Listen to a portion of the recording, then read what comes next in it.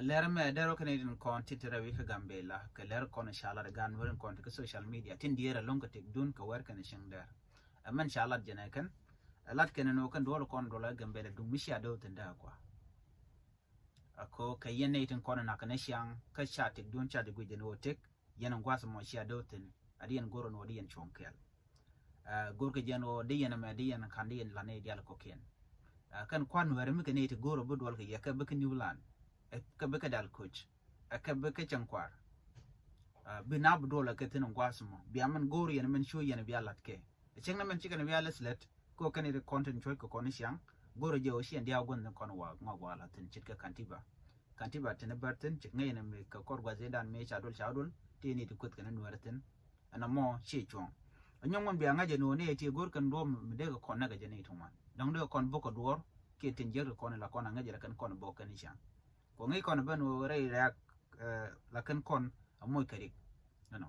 anta man lero de wa which de te ka ngar me de ngar la ngar mala ngar mo ngar wurka ka de je de naringtin ka 5 km ke kilometer dang de ti kula wona na 5 km dang de ba me de ngoy ke je ba ngoy ke kuje dien o peno la gwada ante barten ke ba ngoy ke newland ke kuje dien ba ngoy ke je ko me wona ka don basko ka kuje mi ba kan bar bone tandien katin a chikan dewo a shimangai kono no mal tele jero ke gambela me te ka mal mugor ka gwazi dan me cha kur me cha jangar tele ramishi mishi gor no ba ngar ba de kap chonga ni me cha nor me cha na ga bar ka jien yen gwas kur ka anta mishi kana mo kamrar we can o den wora de kan participate den wora de ko gwa ngar kana mo gwa wur kana mo ne kala ga wian ha ka chi kum gambela she bodier ka te dien je jen yene konde la gan wora kon la ring gwe jagwa shi gwana yo along tek dini jen yo jega ka ba tek charge je mo ene grun walo celebrate ne je koru mishi wowe gor jeno bidun bata chunga ala generation dana me aku chung bum a chile goro beneti children lot baka go gor je en wo biya kamru dun bum micha la lerkel goro no jin beling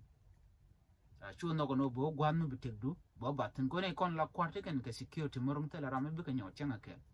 duno jin tel je security gwa ja jikten de jenak wala lola na mal ko rurun kana mashi mugwa kene kon la luni chan kan wani ko kan wan la ya parka kamon gorje en wode kon chonkel kali bidande de chunka ko do brande kon wan ya de kon ka sor ko ja ke de kon ko ke je geler goran wode la rena